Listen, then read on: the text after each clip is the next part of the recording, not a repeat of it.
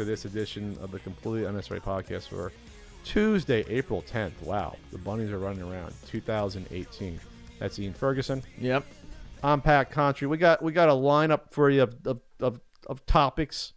We have a quorum ready to go. Is this officially a quorum because both of us are here? Yeah. We're talking about Spyro reigniting. Yeah. We're talking about Adventure 2600 cart jumping in price. We'll be talking about an SNK collection, a Scumbag Star of the Week, WrestleMania. Whoa! We'll be talking about the Patreon topic du jour, which is Saturday morning cartoons, unless it changes in the middle. It's highly controversial. It's neck and neck right now. It's neck and neck between two topics. And your Q&A. Ian, did you have a fun weekend without me? Good 4 days? Yeah. I mean, it was pretty good. It was peaceful.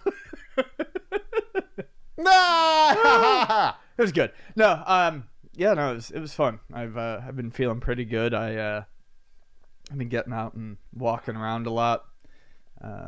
Went and played pinball, watched WrestleMania with the friends. Obviously, we'll talk about that WrestleMania soon. Just like that. Went walking around Old Town with Vonnie last week. I haven't been Old Town in a while. I haven't done that in forever. It was actually a lot of fun. Put the mic on this side of your face. Jesus Christ, I'm looking at you. But the mic is not in front of your face. It's Ian. right in front of my face. We're professionals here. It's right here. I mean, well, when you turn, you can't hear. When you turn, you can't hear. Sorry, Ian. I'm a little testy. This was right a now. boner. It would be right in my mouth, Pat. Is that experience? I don't know. I mean, I don't know. I mean, just look at it. Anyway. All right. So I'm glad you had fun without me because I'm a horrible fucking person. You're not. But how is everything's just. You want to talk about my weekend? Everything's been dandy. I was just about to bring up your weekend. How was your weekend, since most of these intros is just you and never me. I mean, this time it's gonna you. be me. No, it's not a usually lot of me. times it's you. No, I don't think so. Okay. So I went to PAX East. We'll take it to the comments. We'll take it to the Reddit we have that no one ever posts on. I think we have a Reddit. We have a Reddit? I think there's a Reddit subforum for Still don't know how to use the Reddit. Yeah, I don't understand. It's the front page of the internet. So I went to PAX East, and boy, are my arms tired. I mean, I flew to PAX East. But I haven't been to PAX East for 3 years. And it was interesting that in the 3 years, it's really changed from the majority being AAA publishers and larger studios to majority indie game developers. Like a lot. Yeah. Like 60% of the floor. I mean, I'm talking at least easily 100 or 120 indie games there. That's at great. least. And most of them are good. You know, you come across a few that are like, probably not ready for prime time. Where it's like, yeah, this probably won't either do well. But the large chunk of them look like there's an audience for them, or they're polished enough to be there. You know, these aren't just mostly games in their very infancy. Most of them are on their way. You know, pre-alpha or alpha. And I walked around and I was looking at a bunch from that I either rediscovered or didn't. And you'd be proud of me because I actually played some of them. And talked to developers and figured out what's going on and you know, realized that there's some cool projects out there. So one in particular I'm going to help out, even though they already reached their Kickstarter. It's going on right now. It's a game called Renaine, Renaine, a game about overcoming failure. You're a knight. It's like a 8-bitish like a hack and slash action platformer. I met the team. They're like a young student team. And it's really cute. Good music, good animation. It's on Kickstarter right now. Ian even said he heard of the project. Yeah, before. I heard about it sometime last year, like late last year, and it's super adorable. I like the little knight. Oh, okay. I thought you'd add more to that. No, I haven't played it. I've just seen it, and it looks cute. Okay. Well, you know more about me than before I saw it. There's something called Super Retro Maker that's in the works, which is like a Mario Maker, but for like Mega Man or Ninja Gaiden type of game. So there's a bunch that I'm going to keep up with. I got business cards. The funny thing is that this is the one time where I didn't have business cards out of all the conventions I went to. This looks like it was a good time for business cards. And these are the ones I actually want to like keep up with and like talk to, and a few others. So, yeah, that was fun. I had a good panel on Sunday about the golden age of PC gaming. Thanks again for 3D Realms for wanting me on the panel. I feel honored. Did you get to talk about any of the shareware stuff that really didn't come up? That was mentioned, but it really didn't come up. It was more about what were the big innovations in the 90s, and focusing on PC gamers a ton. What's missing? now versus then. And my big thing was missing is that you were allowed to tinker with mainstream releases back then a lot more than now, just in general. Like they encourage you to like go inside the games and play with them. I think more than now. I sure. I suppose that modding was perhaps seen as more of a. It was to help build a community. Modding. Yeah, it was seen as almost more encouraged, I guess, Yeah. by the actual developers than. I mean, it's obvious that they know it's going on, but they don't really address it now. Then I sort of unfortunately took over the panel for a few minutes because I went off of my pat rants about how we lost an entire genre. There's no more really point-and-click adventure games, and so I was like, "There's an audience for this. Someone's got to do it." Coming back though. When you say coming back, you think of like a few out there, but a lot of times they're either remakes or spiritual successors. But like we need like a whole genre revolution. I feel there's a bunch of 50-year-olds and 6-year-olds out there that would play these games again if they knew they were out there. They would go back.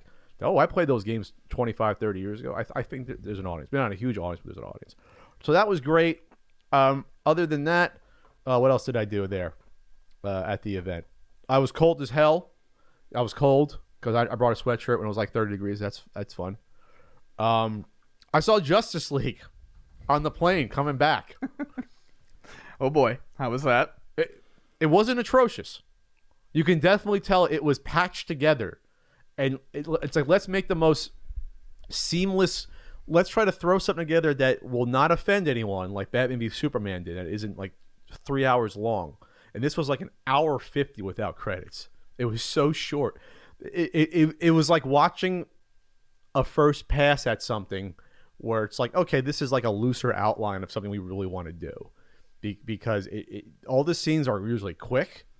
There's no like transitions to buffer out. So the one thing I noticed that they definitely cut out was the scene where it comes out of nowhere. It's like in the first 10 minutes where Bruce Wayne goes to talk to Aquaman.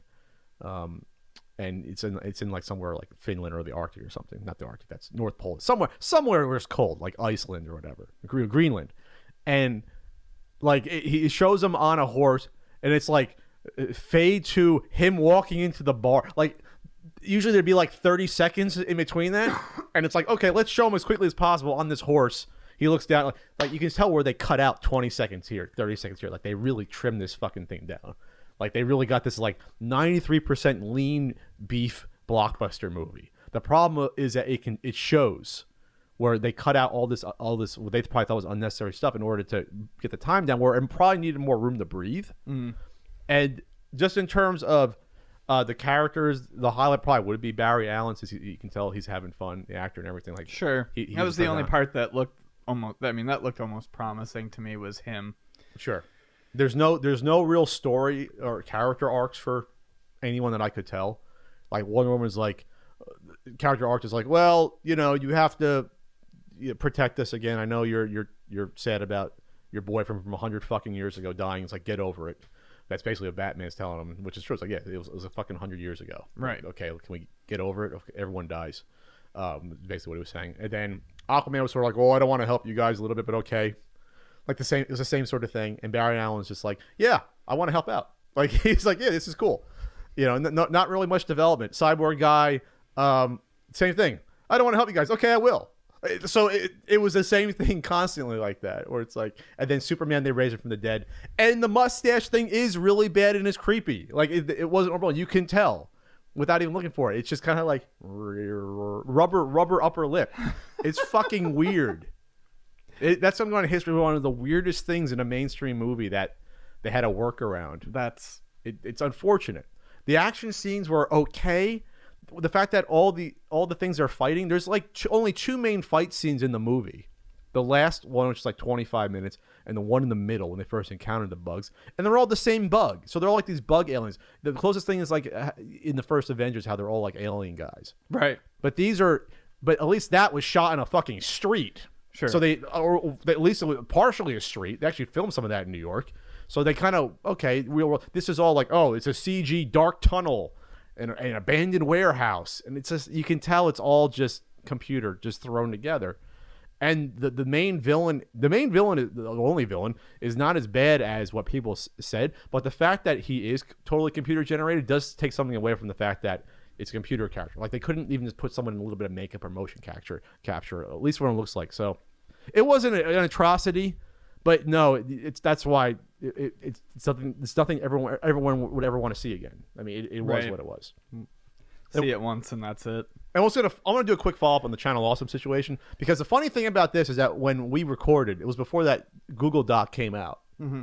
So the Google Doc basically encapsulated like all the 30 or producers' problems with what they were having. Before that, I was just seeing it on Twitter, and based upon my past knowledge of hearing what was going on there. So the Google document made it all easy to digest, and it was right there. And after that, like 30 people left Channel Awesome in the past 2 weeks. They're down to like 10 or 11 people that are officially left on the website. I'm surprised it's that many. You can make the Actually. argument though that being on that website again wouldn't really matter because you have a YouTube channel, but I guess the implosion did happen, at least in terms of the reputation of the people there. And that's all I'm going to say about it. Allison Pregler, Obscurus Lupa, who started it all, she finally did a video about it, explaining her situation and what was going on. And I saw someone else, I forget his name, come out and not talk so much about the producer's problem, but talking about the clickishness of the site, something that I brought up. Right. And he talked about just, I didn't feel like, here's the people that made me feel like crap, or I just want to have fun. I don't feel like these people were accepting of me just because I wasn't one of them. Well, one of the things he said, like, these people just said, oh, you're some red pill guy, alt-right guy. And I was like, what? I am? Like, what? Like, do you have any evidence of that? No. Then why? Just because you think I am? So it's like there really was gatekeeping in order to be part of the club. And there was like 3 or 4 different groups of people like that were all either, he said, trying to get into one of the cliques or complaining that the cliques existed. So it just sounded like a recipe for disaster on all accounts, besides the horrible management. I don't know if you saw anything else about any of that or if it really matters anymore. No.